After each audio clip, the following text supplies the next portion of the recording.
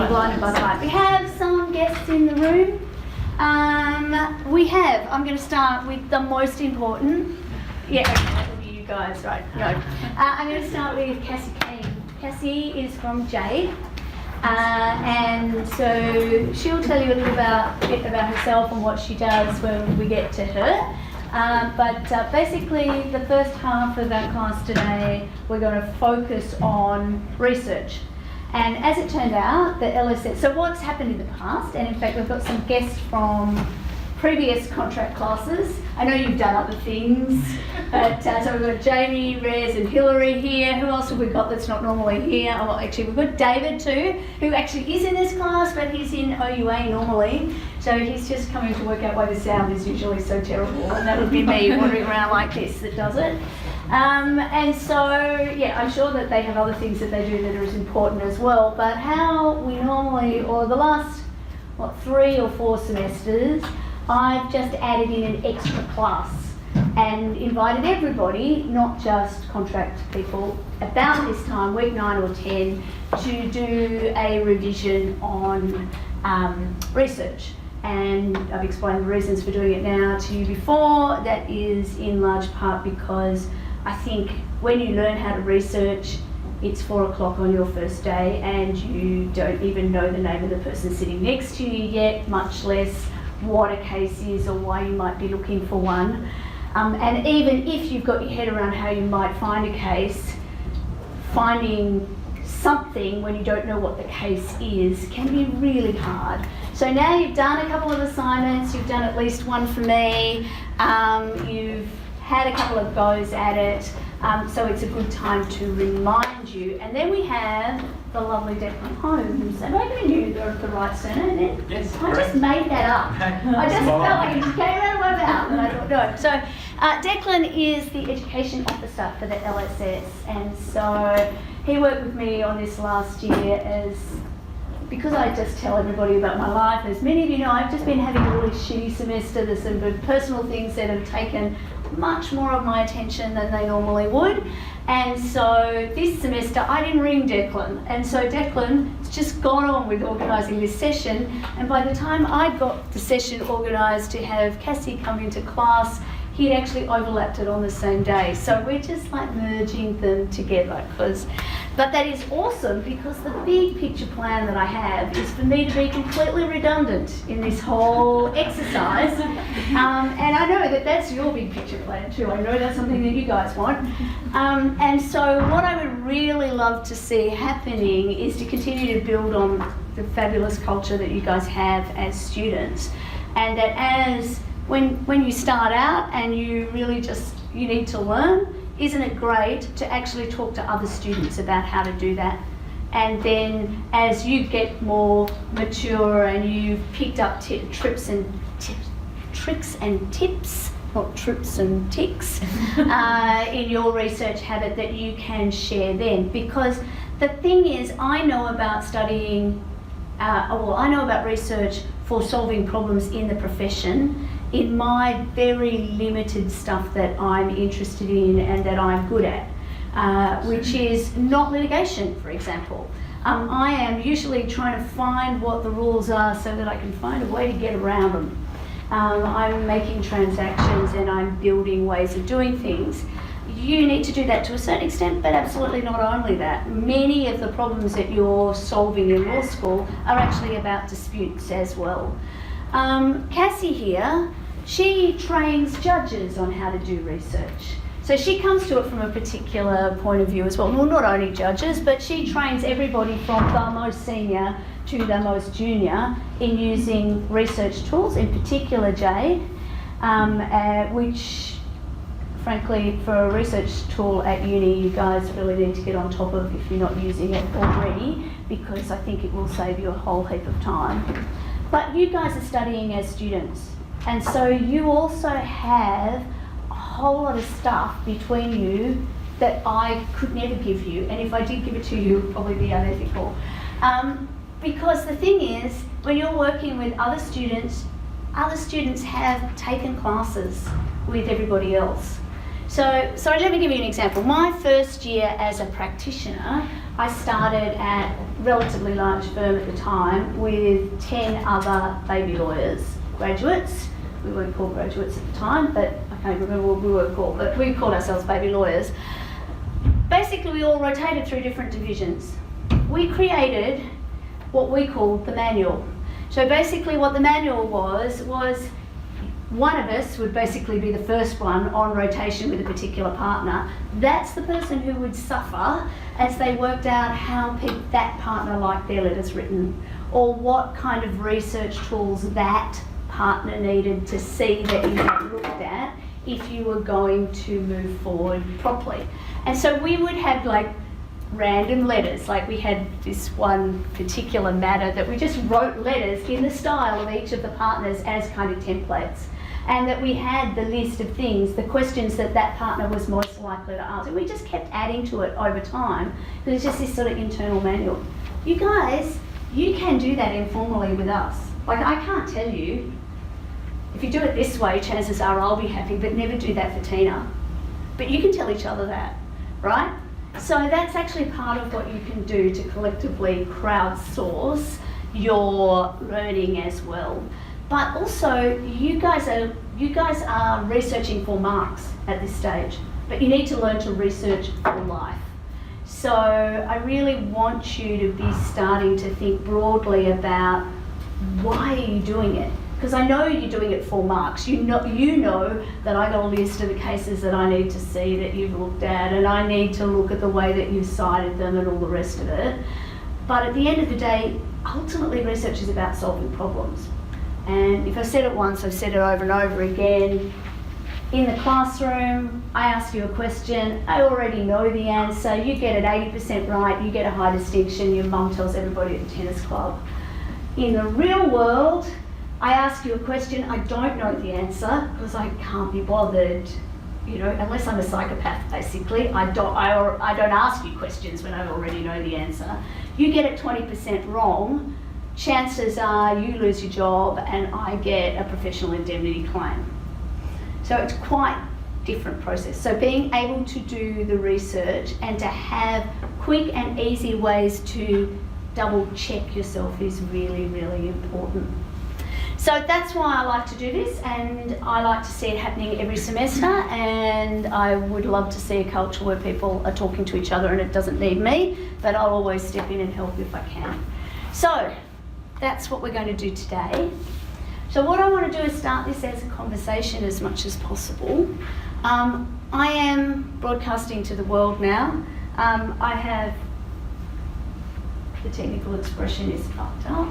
I've told everybody in OUA that, we'll be online from about 6 o'clock. Clearly it's 5:30. It was just, like I said, it's a bad week. But it's recorded. We will go from there. We can hopefully be finished by 7 at the latest. But I'm happy for this to take as long as it needs to take, and I plan the rest of my class around it because you guys have an assignment that's due relatively soon, and now might be a good time to check whether you've done the research right? Cool. So, Declan, anything you would like to add there as our representative of the old and wise? I'd just like to say that I think Jade is a really useful tool, and you'll be hearing about that from Cassie. Don't forget that you have a lot of databases available, so that's all available on the library learning guides, which you can get to from the library page on the RMIT website, and use all of them. You can use OSLI as well. You can find cases through that. And we won't restrict ourselves to Jade. We'll look at some of the special features Jade has, but I think it would be good to just have a look at doing things in a couple of different ways. Absolutely. Cool. So, let's imagine a scenario. You have a problem. It might be about pretty much anything. Let's say it was about contract law, because I have a captive audience. Maybe you're doing it for a moot, maybe you're doing it for an assignment. Where do you start? what is the first thing that you do as you're deciding how you're going to solve this problem?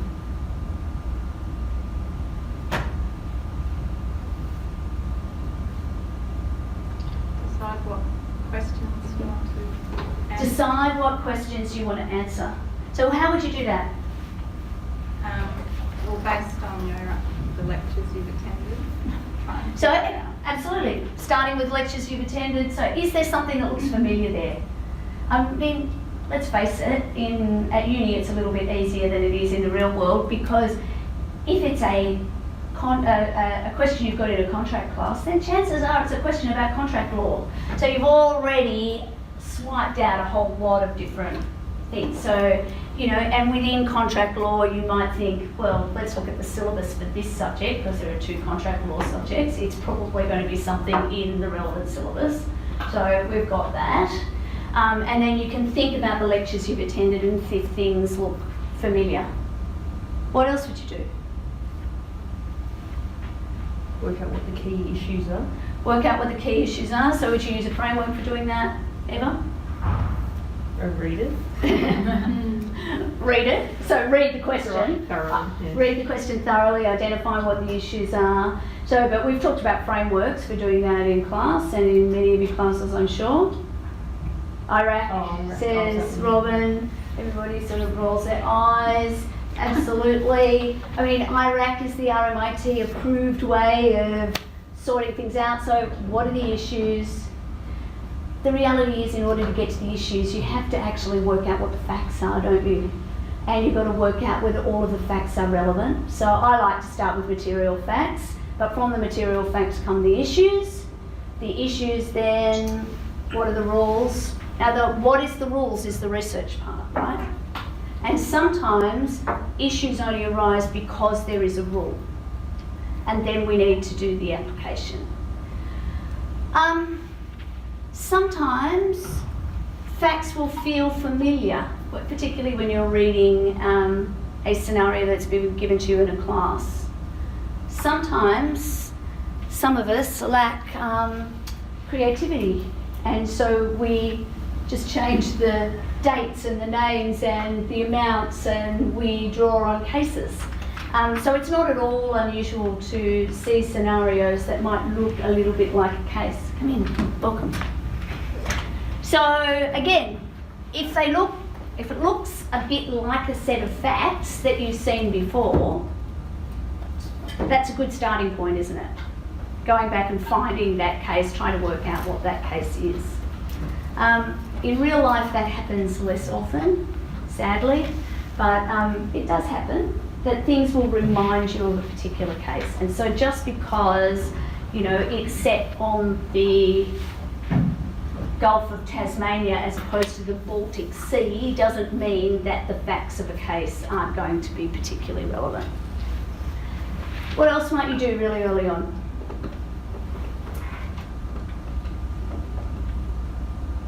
Now I'm going to keep this along here. I go to Google. And not everybody shot me down in flames. I know, we're not supposed to say that out loud, but judges go to Google too, don't they? Yeah. Problem is not starting with Google, the problem is ending with Google. If you start with Google, it's a very powerful search engine. It is going to give you stuff that might be relevant. You can't rely on it to be 100% relevant. You certainly can't rely on it to be Australian law. You really need to be very careful about that. You can't rely on it to be completely up to date, but it's not a stupid place to start. Particularly if you're just throwing your hands up in the air. And I think that's sort of sometimes if we don't actually talk about the Google in the room, the elephant in the room, then people feel dirty when they use it, but you're all using it, right? No, I want to say Wikipedia. Wikipedia. Actually, Wikipedia again, I wouldn't stop there, but it's actually a really handy place to go. Often too, because Wikipedia is regularly, it requires footnotes, right? So the footnotes will give you cases. And so if it says something about the law and it gives you a case, you can immediately see, just with what you already know about what's going on in the world, whether that's an Australian case, a UK case, an American case. So if it's an Australian case, that's actually a helpful start. But if you stop there, you're going to be really limited. But even so, I think that we just need to have a look at it. So just say you've got an issue. Let's think of an issue. I don't want it to be too relevant to the assignment that we're doing. Let's Come on, we don't get let's say you've got an issue about aged care. It's in the news at the moment. We're talking about aged care for some reason. And you just don't know where to start. Let's say that somebody has loaned some money to their elderly mother who's gone into an aged care home and isn't paying the money back. So we've got a little bit about a loan there that could help you a little bit, eh? Where would you start if you're thinking about looking for cases? So I can make up a scenario as we go. Elderly mother, you've loaned your mother some large amount of money, let's say $2 million, to start up a business in autonomous walking frames. And so her autonomous walking frame business is going quite well. She's borrowed the money from you, but then suddenly she has to go into a nursing home and it appears that she has dementia. Just off the top of your head, what kind of issues might come out of that? capacity. Capacity, her capacity to contract. Privity. Privity, maybe. I guess we need more information to know. We might have something about intention, because it's family relationship. We might have some questions about implied terms because it's a loan arrangement. We might have a question, let's say it's not in writing, so actually identifying what the terms are, all of those bits and pieces could be interesting. Let's say we're particularly interested in her capacity given that she has dementia. And you're pretty sure she had capacity when she entered into the contract, but she's got dementia now. Something like that. Where would you start? What would you look at? Do you like capacity and contracts? Yeah. So, capacity contract. Yeah. So you might start in a textbook, read the bits on capacity. Yeah? Where else would you go? The journals or commentary Okay, journals or commentary. Commentary on what? in regards to the keywords. So keywords. So what kind of keyword search is a really good one? What kind of keywords might you look for? Dementia, capacity. Okay. I've got no idea whether there's any cases or anything about this, so let's see what we find. So again, you could start with the Encyclopedia of Forms and Precedents. Probably don't need a form. You could start with Halsbury's. You could start with the Laws of Australia, all encyclopedias. When you look at the commentary is then usually supported with the cases. So why is the commentary supported with cases?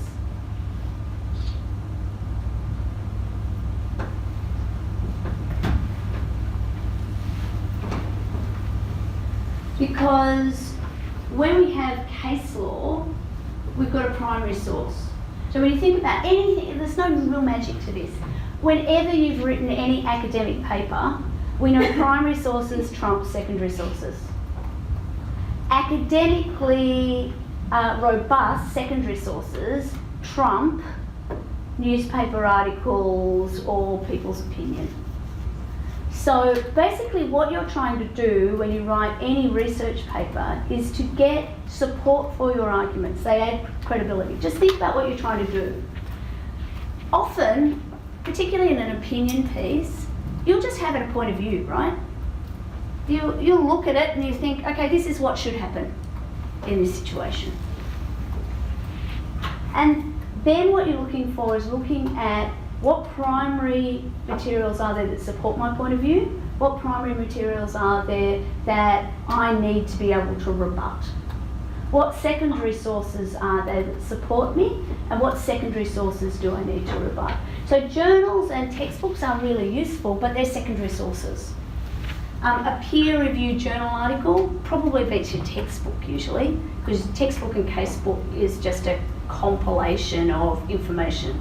But a textbook, a good textbook, is worth a lot. As opposed to a law firm's blog article, it's helpful, but it's really not a significant search. So a law firm's blog article is probably something you're going to get out of Google. So, and there are lots of them, and they can be really useful. They can give you a really good sense of what the law is or what people are thinking about. But again, if you stop there, you're not going to have enough. So what we're trying to do is find cases and legislation which are the primary source material, and then secondary materials that have two purposes. One is to support our arguments or to support our point of view, and the other is looking at it more broadly. If there are an opposing point of view, it actually only adds to the credibility of your piece. Well, firstly, you might change your mind, but secondly, if you are citing work that shows the opposite point of view or a different point of view as yours, that actually adds to your credibility. It shows that you have thought about the opposing arguments and you've dealt with them.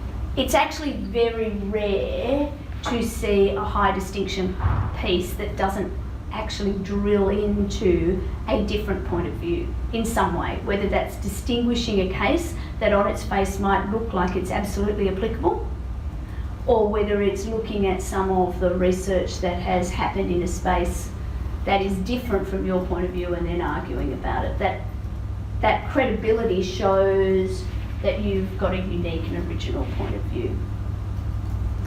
So what I want to do next though is just hopefully I've planted some seeds in your mind as to why you're doing the research and what it is that you're looking for.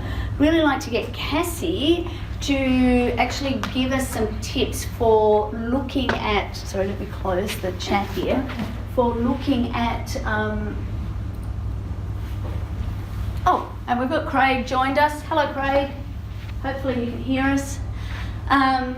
For looking at finding cases when you don't know what the case is. Yeah. So actually, can you use the microphone, because I know you don't have a big outdoor girl voice like mine. Oh, is it stopped? Hello? Hello? No, it's gone. Sorry, I don't want to touch you inappropriately. No, it's turned itself off. Try this one. I've got a soft voice. She's got a tiny little voice, and I never use the microphone for obvious reasons. Thanks. Okay. So following on from what Kath said, Jade is a primary database. So Can you all hear? Yeah. hello. It's a case law and legislation. So Australian case law and legislation. A bit about Jade. It was created about 10 years ago by a group of barristers in Sydney, and it's built up substantially its case law and legislation collection. And why I mentioned that it was created by barristers, because this is driven by the lawyer frame of mind.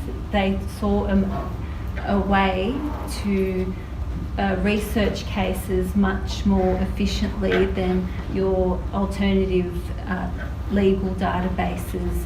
So you can use Jade in conjunction with your Lexis and Thomson Reuters as well.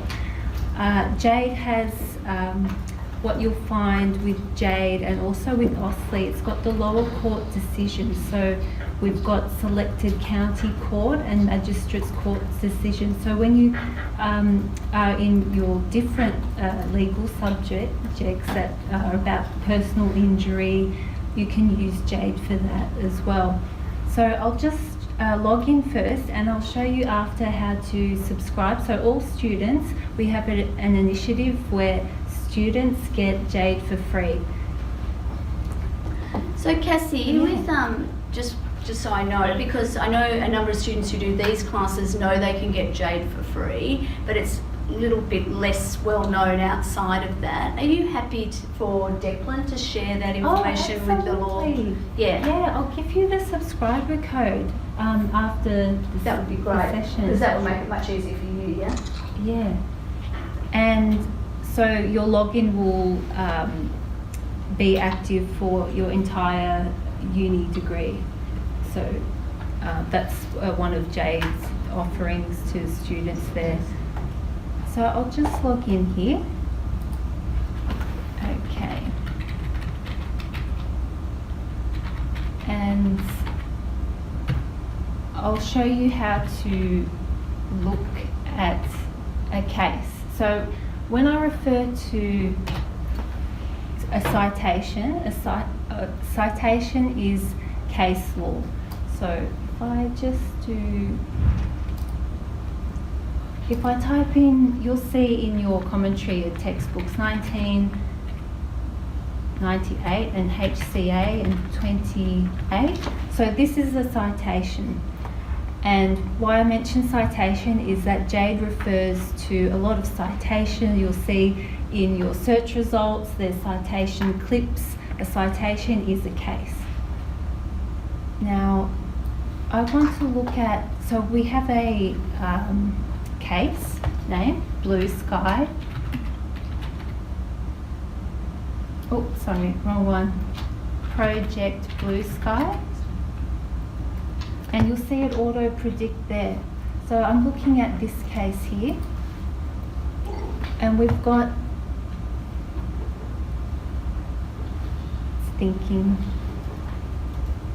I keep saying Martin Bean hasn't paid the internet bill in this room. It's always really slow. Just think he's got too much to do. So we've got our judgment here on the screen, very straightforward, fairly simple. Now on your left, I just want to point out some important navigation icons here. So left. Oh. Can you see? Yep. It's a bit tiny, yes, sorry. I think it's Arial 0.8. So I've clicked on this icon here, document navigation, and it's gone to the subheadings within the judgment here. So can you see that? Maybe a bit bigger, the text. Yeah, I think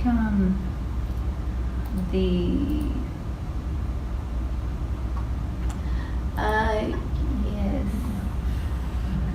Sorry, on my touchscreen I can just swipe, but it doesn't. Yeah, sorry. Yeah, I can Hold down control and press plus. Control plus. Plus. Oh, thank there you. you go. Thanks. How did I get through my working life without that? There, that's better. Yeah. So with these headings, you can click on the headings and it'll take you straight. Oops. It'll take you straight to the subheading there.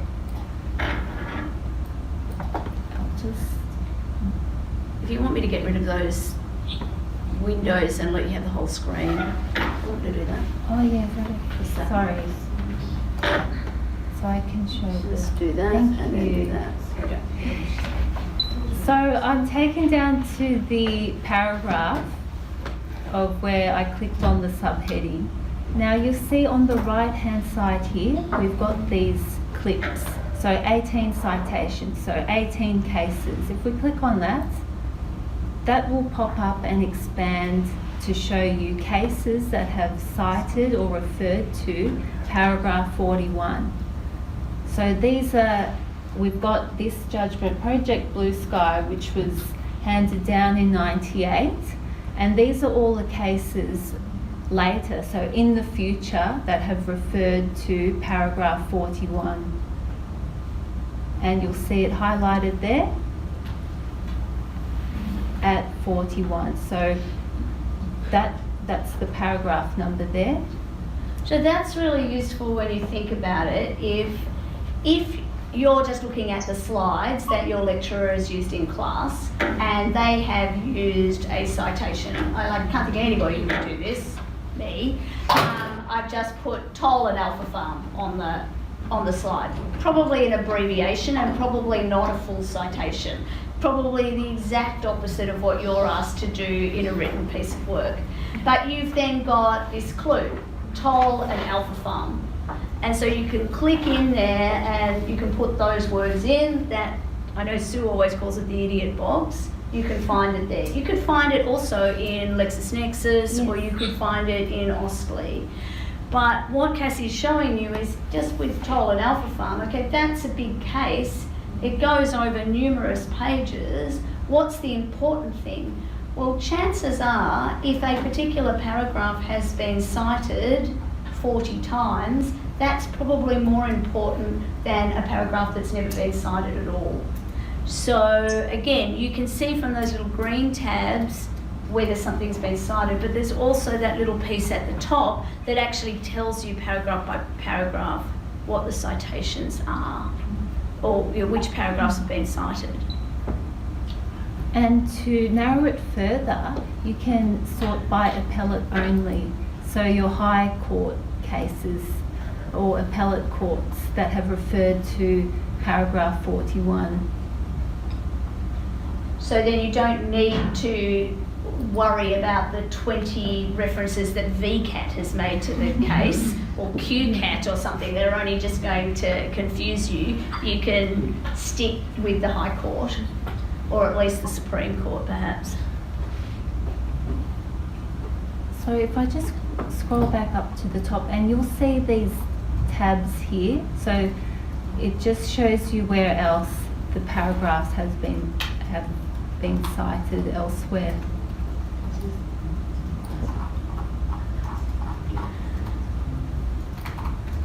Now another feature I want to show you is the most cited paragraph. So this is particularly interesting. If I click on that, so this is within all judgments in Jade. We've got paragraph, so if we look at the top three, paragraph 69, 78, 71. So what this means is that paragraph 69 is the most referred to paragraph within Project Blue Sky. So why this is important is that obviously the judge, there's an interesting discussion, analysis that he's written about in paragraph 69 here. And so this paragraph is particularly important to later decisions. If I just expand that. So obviously this is a really important piece of law, of analysis here. So if I close that again, and you can sort by appellate only.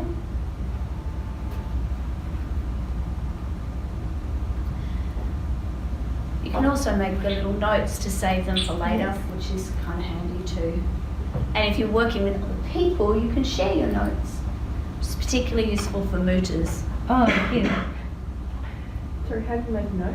If you select, so this works better in Chrome, but if you find this paragraph interesting, you can select Add Jade Mark, and you could just write, this is interesting, and then if you can create a tag. You don't have to create a tag, but like I know with mine, I've got tags that are, it's very, like some of the FCL and some of them are ACL. FCL for fundamentals of contract law, ACL for advanced contract law when I was writing that. And then I've just got them as private notes, different colours, that way I can search and find them. So when you create your own login, you'll be able to have a collection of notes. And how you'd search is if you go to tag and then CAF, and that's your tag there. You can also go into My Jade and see what you've saved and where your notes are.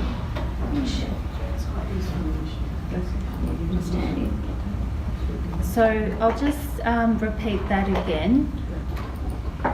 That area is in most cited.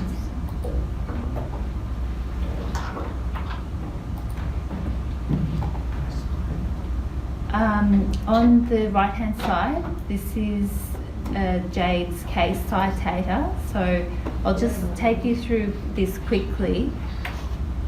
this gives you alternative law report citations here. So with Jade, are you aware of unreported judgments and law reports?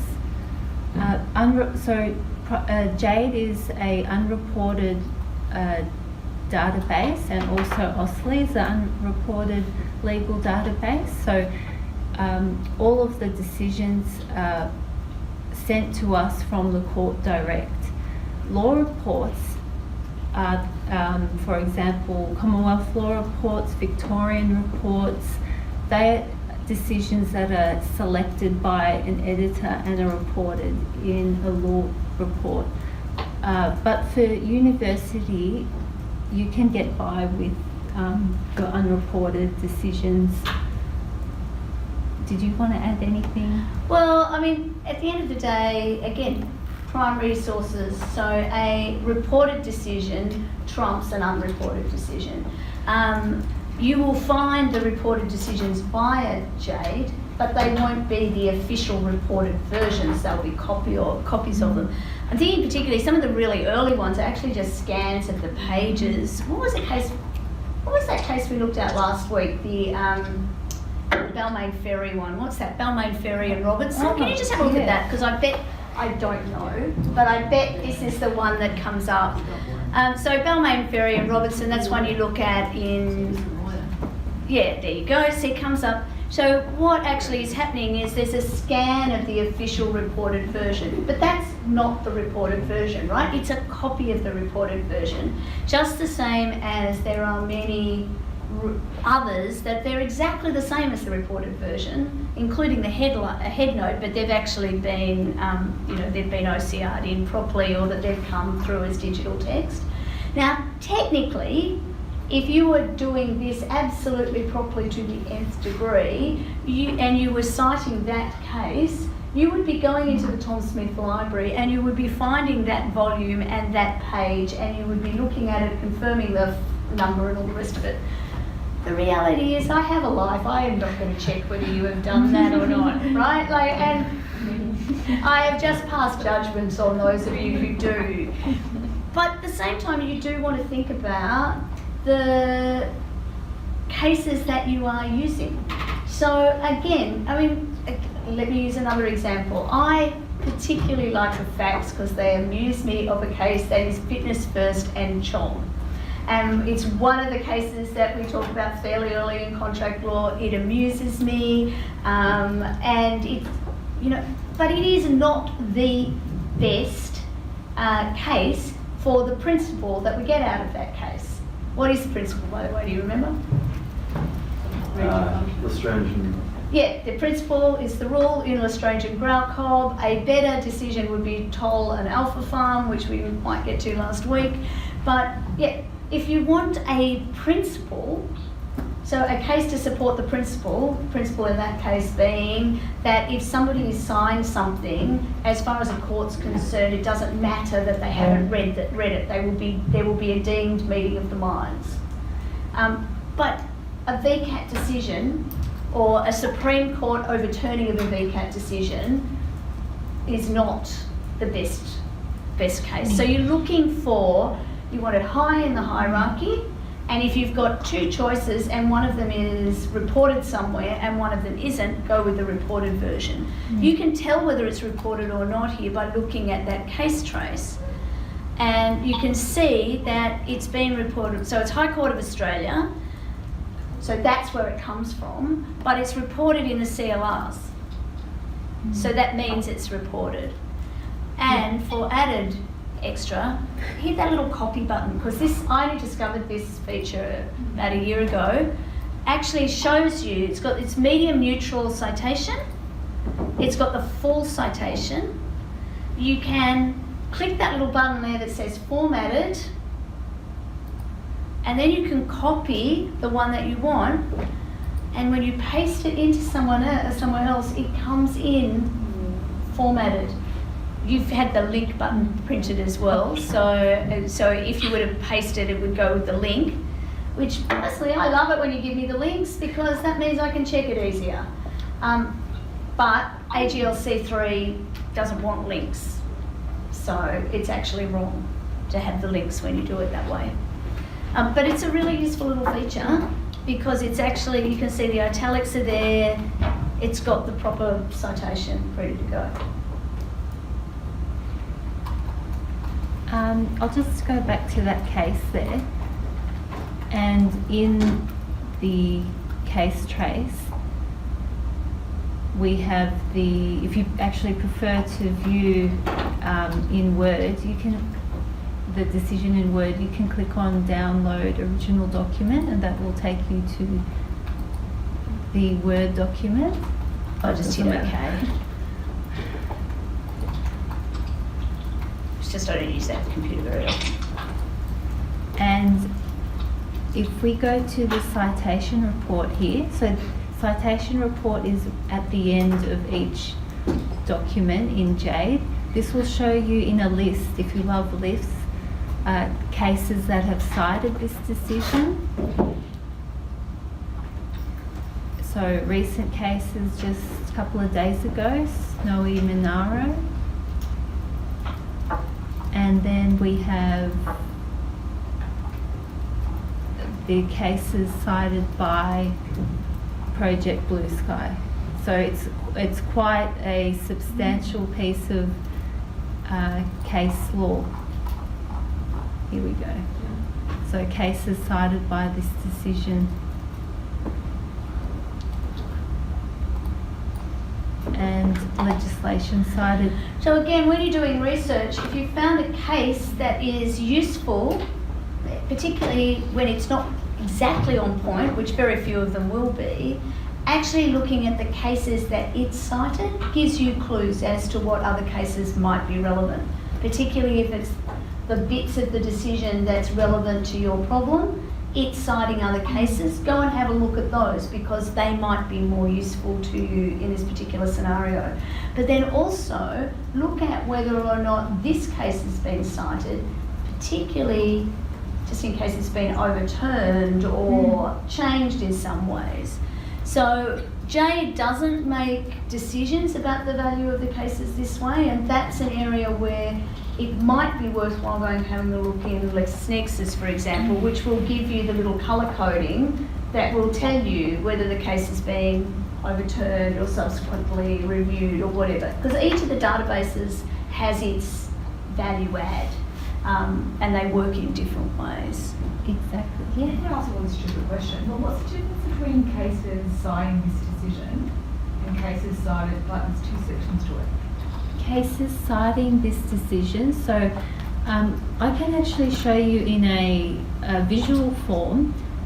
If I go to visualizations, precedent tracker, so cases cited by this decision are the recent cases, and cases that have this decision has cited, they're the past decisions. Okay.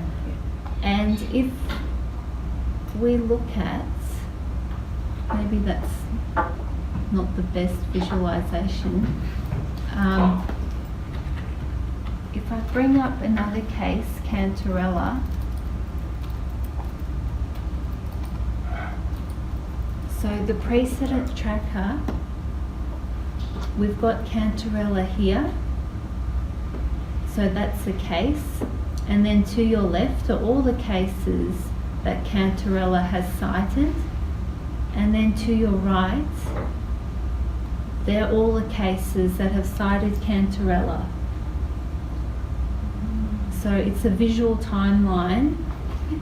So if we just imagine a line down the middle here, and then if there was a High Court decision that mentioned or overturned Cantarella, it would be here on the right hand side. But it looks like Cantarella is still current good law. And this is useful too because it's a good example because it's also referring to the legislation. So it's showing you that those cases that have subsequently referred to Cantarella at first instance, many of them are also referring to sections of the Trade Practices Act And presumably that the one dot after 2010 is the Competition and Consumer Act after those changes. So, and again, particularly when you're thinking about legislation, if the legislation changes, then the value or the helpfulness of that case changes too. So actually knowing what the legislation is at the point in time when the case that you're reading, what it exactly said, so you can compare that with what it says now, can be an important part of your research role, I guess, particularly in subjects like admin or competition and consumer law, which are very very legislative based. So what I've shown you so far for case law, they're the main features of a case within Jade. Does anyone have any questions before I go on to legislation? Well, actually, can I ask you to do something before you go to legislation? But if you guys have got questions, you've got to yell them out, right? Yeah, please. I really like you to. What if you've got no idea what the case is, right? You don't already know what case to look at. You've gone through your textbook and looked at the footnotes and nothing there is helpful. You've used a couple of things that you've seen on Google, but nothing there is helpful. You're looking for a case, and all you've got is your facts and your scenario. How would you start that? Yeah, I would, well, if we go to the question that the example you discussed, the aged care, dementia, so those were the main. So dementia and capacity Dementia is and capacity. what we're interested in, say. What could you, can you use a keyword search? How would you do that? We can just pop in any keywords up here in the single search bars. Dementia, aged care, maybe contract, capacity,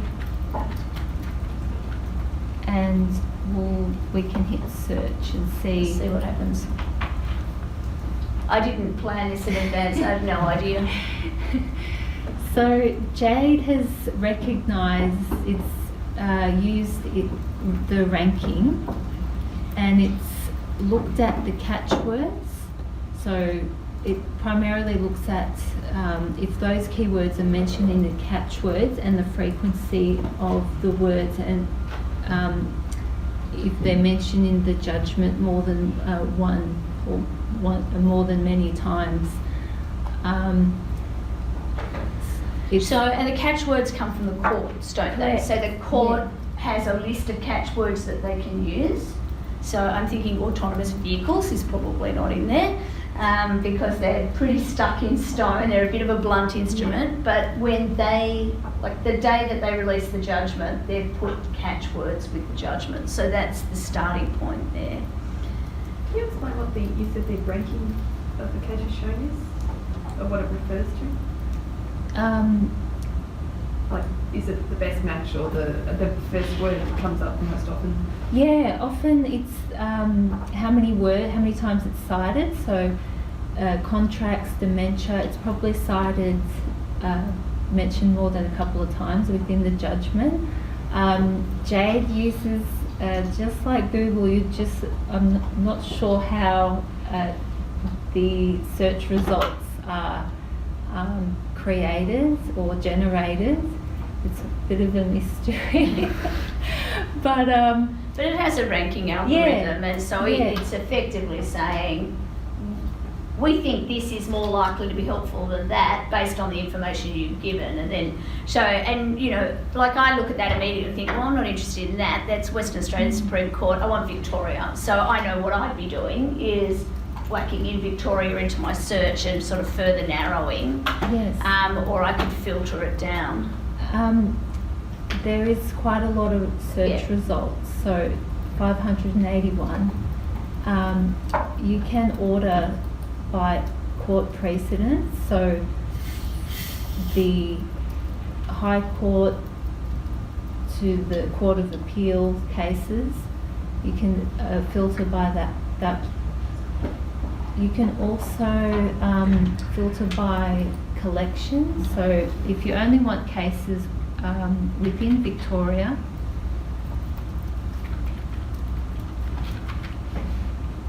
You can use the left-hand menu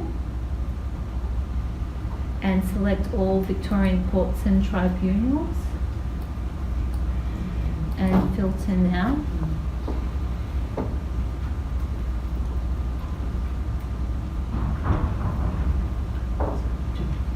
So we've got a couple of search results here. We can see if they're relevant.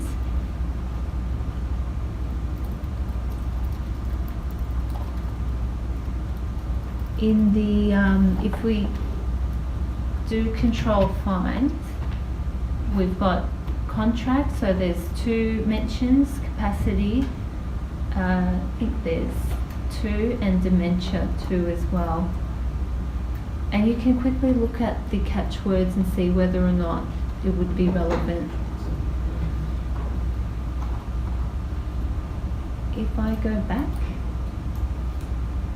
we can also use the advanced search too to narrow results.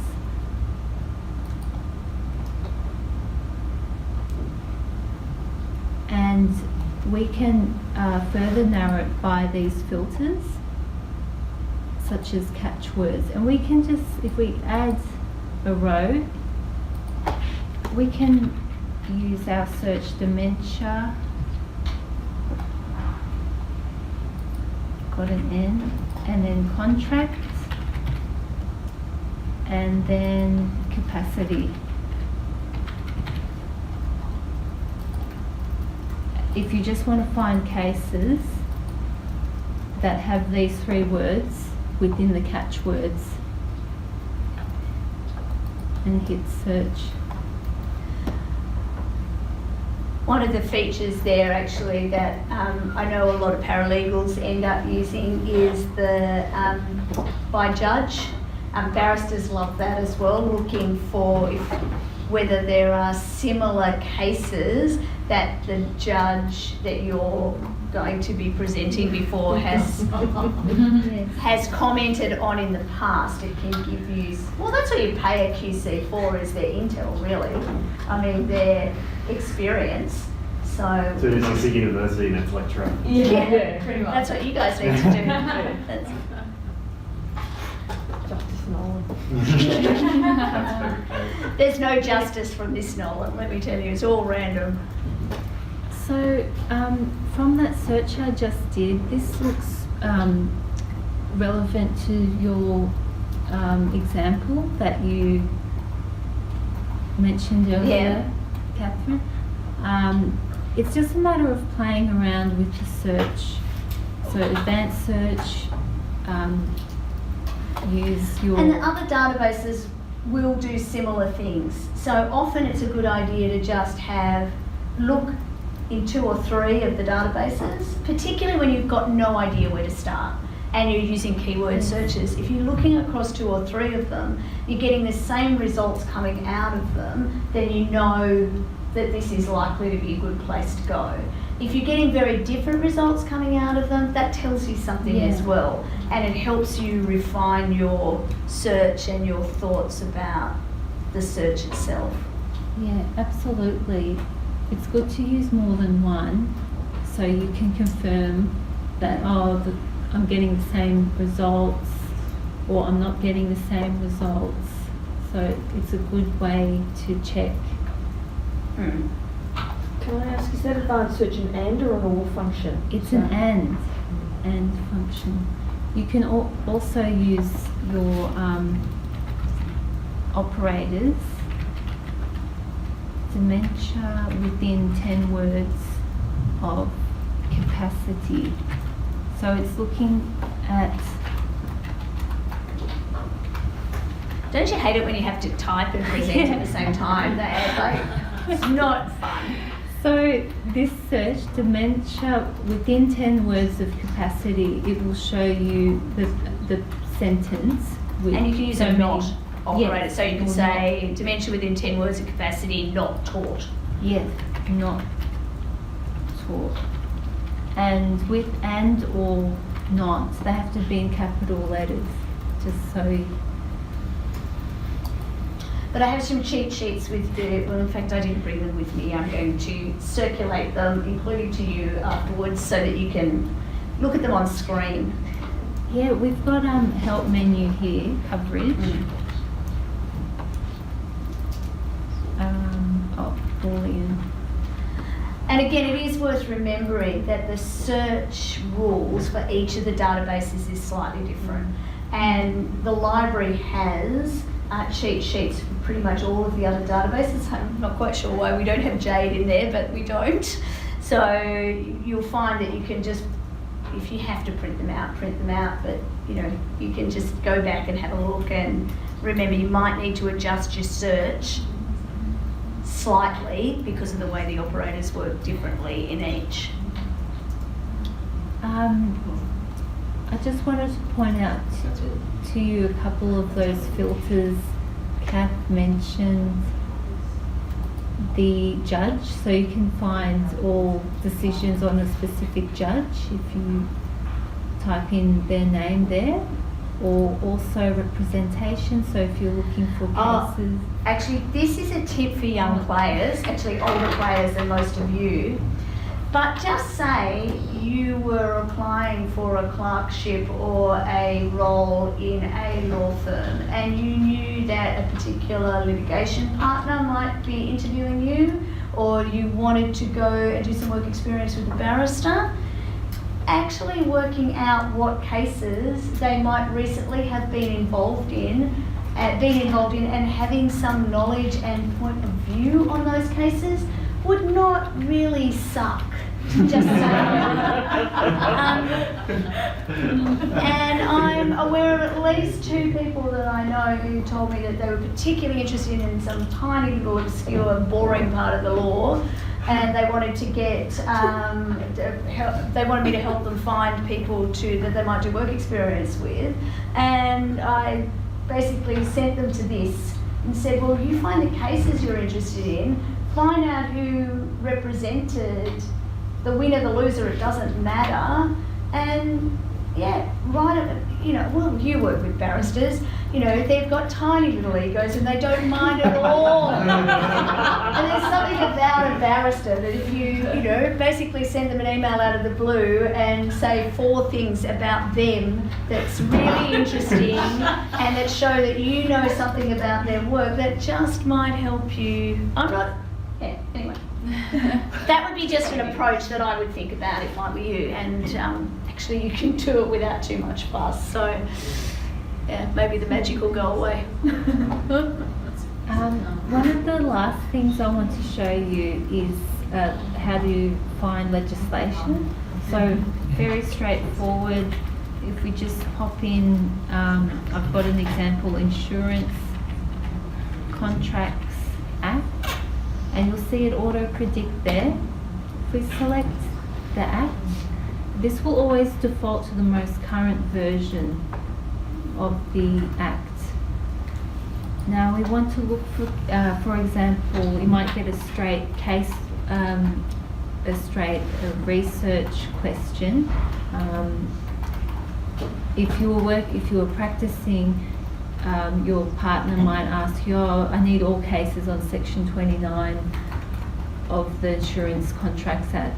Can you find me the major ones? You can come here, and if we just type in 29 in the filter index, same principle as your case law, on your right hand side is the tab. So if I click on that to expand, this will give us cases that have cited Section 29. Do you have research queries where it's straightforward, such as I try to make them not straightforward where I can. like reference to cases? Well, today we're going to be looking at the Australian Consumer Law, so we'll be looking around Section 29 and that sort of, I think, and I might have just said 29 because I saw that number in front of me, but you know, sort of sections 18 through to 37 something. So, and again, one of the things that actually I do with this, I spend a reasonable amount of time in the Corporations Act, and there are sections that I know I'm going to be looking at regularly. So I set up alerts to send me an email if there is a decision that cites sections in the Act that I'm interested in.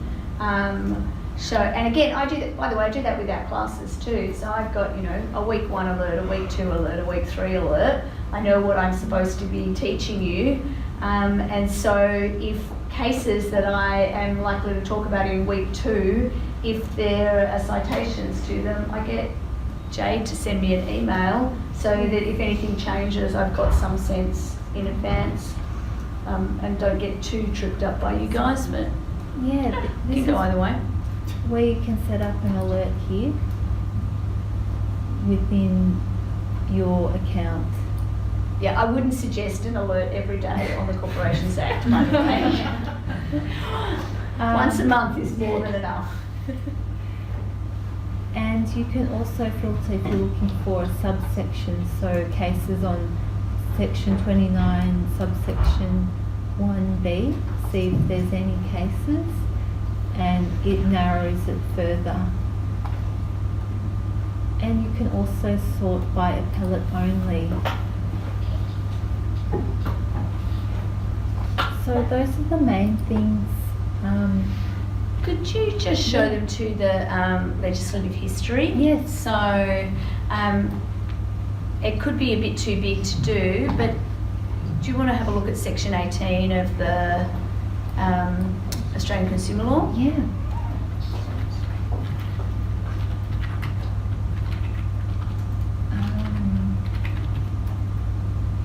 Okay, so it's in Schedule 2.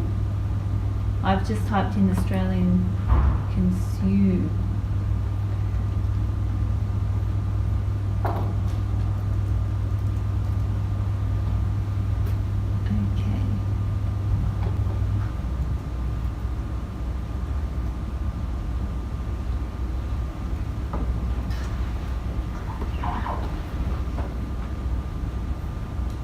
Now, it's at the end, so I think it's within the Competition and Consumer Act, and the Australian Consumer Law follows on.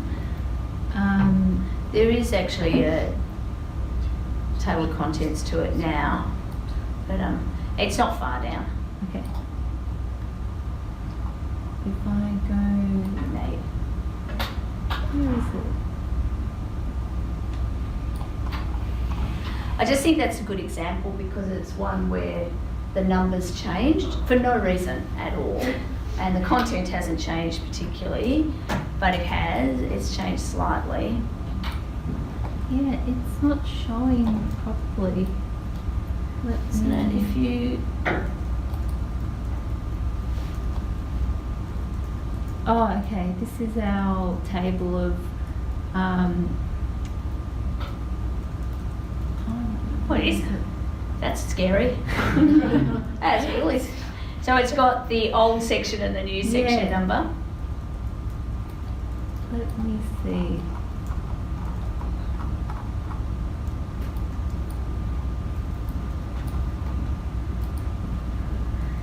In the visual history.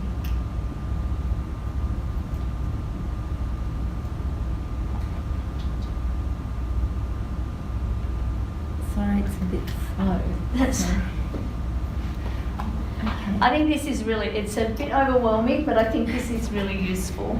Yeah, the way I like to describe this is you've got your table of amendments in an act, and this is the visual history of it over time. So when a section has been amended, each dot represents an amendment. So if you were to scurry down to 52, 52. the old 52, it'll take us. Yeah, there's all the 45s first.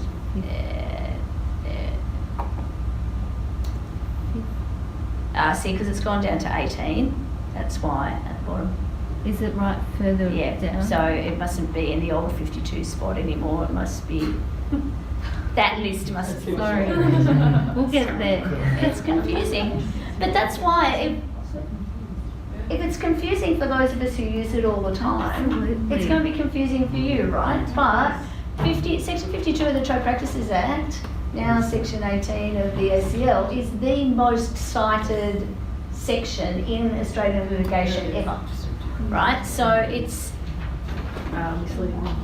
So I did it. so there it is, the old Section 52, misleading or deceptive conduct. So we've got the text, then, so, and then we can see what the provisions are. Though what that's doing in the carbon emissions bit, I have no idea.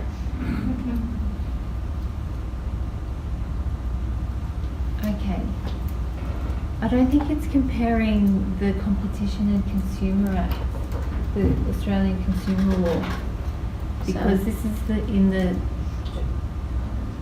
Yeah, it hasn't brought it on Yeah. to, and it's sitting there in the carbon tax reduction section, which I think has been repealed now Yes. anyway, hasn't it? Or am I just being cynical?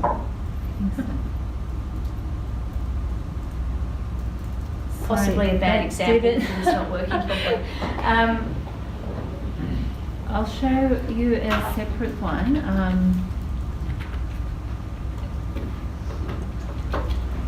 Insurance Contracts Act.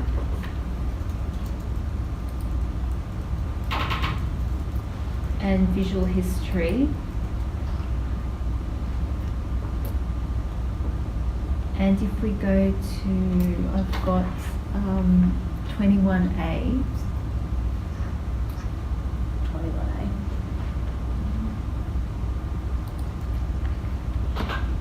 So red means that it's been removed. This was the old version of section 21A. And then to your right is the most recent version, and green shows you what's been inserted and replaced with. So it works for Insurance Contracts Act because there hasn't been a significant name change like the Trade Practices Act, and then I think in 2010 it was changed over and renumbered to the. Yeah, well, they moved all that stuff that was in Div 4 Yes. into a separate. Yeah.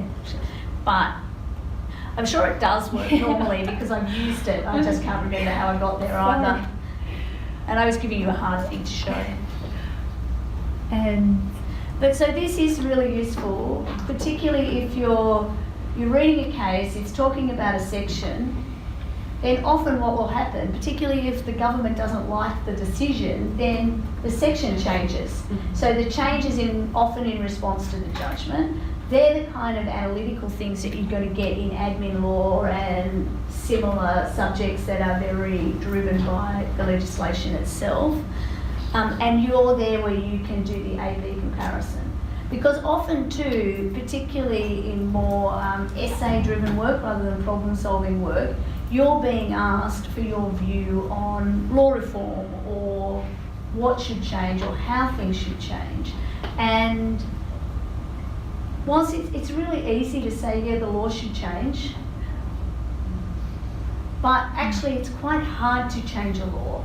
When you think about everything that needs to happen, first, like, so if we're going to do judge-made changes, then we basically need the High Court to agree with our point of view and there to be the right kind of fact circumstance thrown in front of them. So that's, what are the chances of that happening? So in this class today, one of the cases you should have prepared was Byrne and Australian Airlines. And so that's that's actually a really good example of the High Court saying, well, that's not our job. You know, if it's not a thing that we should do is go and just make these normative changes, that's what legislation's for. But then to get legislation to change, then basically you need, well, these days, it's not even, you need bipartisan support, or at least support from the middle. You've got to work out which structure in legislation you need it to change with. You've got to think about, well, what does that actually mean? What regulations are needed to support this? Which government department is going to enforce it or enact it?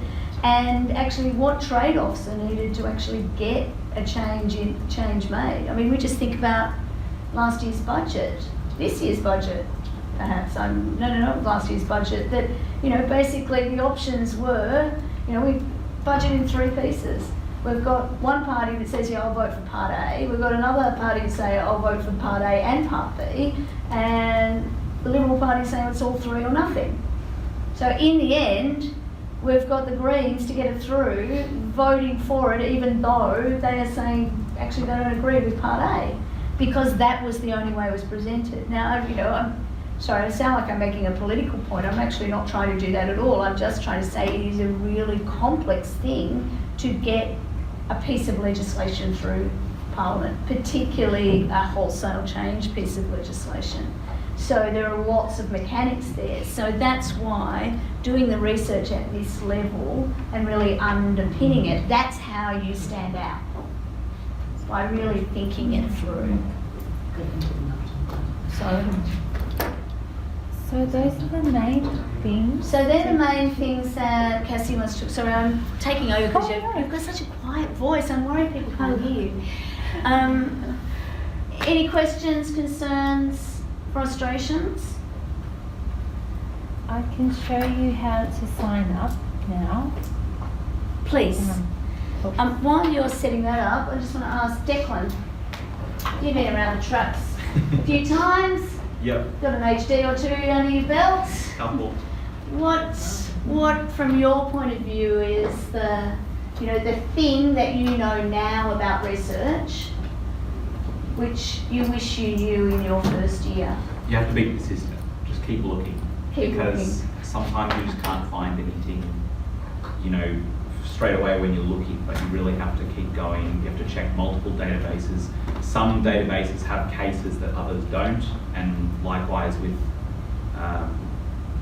certain sections of the legislation. Like Kath was saying, each database has its own advantages and disadvantages, so you kind of have to explore them all. That's what I'd say. And basically, you end up with your favourite. I mean, some of you are on Instagram every other day, some of you are on Twitter. Like, they're the same thing. It's just, at the end of the day, you feel more comfortable in one environment than another. The same thing will happen with research tools, but they do have different strengths and weaknesses. So actually being able to step away from them and think about that. Also, you all have different strengths and weaknesses. I know from my own point of view, I find it really useful to read the text before I read the cases, and to have a kind of point of view of where I'm going. I don't know, I just feel more comfortable when somebody smarter than me has explained it to me before I actually read the cases. That's probably how I thought when I was at uni, and I'm in the habit of doing it that way. Other people will find that they're just much more comfortable getting straight into the cases, and then making their own mind up as to what it means. Because I'm very comfortable with just disagreeing with people for no reason. So I'm not too caught up with what the point of view that the textbook gives me. Where other people will like, okay, the textbook's telling me this, I think something differently, I must be wrong, I'm a failure, I failed law school, life is terrible, all of that sort of stuff. You've actually got to do it in a way that works to your own strengths too, so that you feel good about what it is that you're doing. Also, and I completely agree with what Declan's saying about persistence, I also think having a hard deadline is not a bad thing. That sometimes you've just got to draw a line in the sand. Very, very wise man said to me when I was very early on in the profession, good lawyers don't know the answers, great lawyers know the questions to ask. And sometimes, if you can't find it really easily, it actually could be that it's not there. That what your job is to make sense of all of that data that you have put together, and then recognise where the gaps are. Think like a lawyer, just based on everything that you know, what you think could happen next, but be explicit. These are the things I don't know. This is where additional information is required, or these kind of cases haven't been heard. So, you know, an area I practice in a lot is technology. There are very, very few cases in relation to massive technology infrastructure. And part of the reason for that is everybody goes off. If they have a fight, we go off and we find a way to resolve it without having to air our dirty laundry in a court. So it can be really hard to work out what the standard commercial terms are because we're not seeing the ones that have been fought over. You learn a lot from the fights that people have, but if people don't have their fights in public, we don't actually get to see that. So again, you've just got to build on what you know. So yeah, draw a line in the sand and be a bit kind to yourself. What about you, Cassie, given what you know about judges and people who are researching all the time, what's the big tip that what do the best people do? I used to be a law librarian, and we'd get a lot of questions. We worked primarily with the graduates, and often our rule of thumb was we'd tell them, if you haven't found something in an hour, it's probably not that obvious, and you can ask the librarians there. It's actually a really good tip, just ask a librarian. And just generally, I have found in my 30 odd years in the profession that becoming mates with librarians has actually done me all sorts of goodness in my career, absolutely. But yeah, look, the thing is, the law librarians in our library are really keen to help, and they're really keen to show you different options. And so again, don't be shy about making some appointment time. Don't go in with a blank sheet of paper and having not done any work, because they've got their bullshit meters are really, really finely tuned. But don't be shy about asking them early on. And also, a lot of people are time poor. That's if you're working with a partner or senior lawyer, it's good to have a drafted memo, at least one page, with all of the facts and your supporting case law and commentary. And really, Halsbury's and Laws of Australia was heavily relied on. Yeah. A lot. So they're excellent resources if you're just stuck, if you just have no idea. Even if you just look at the table of contents tree and you can expand. Yep.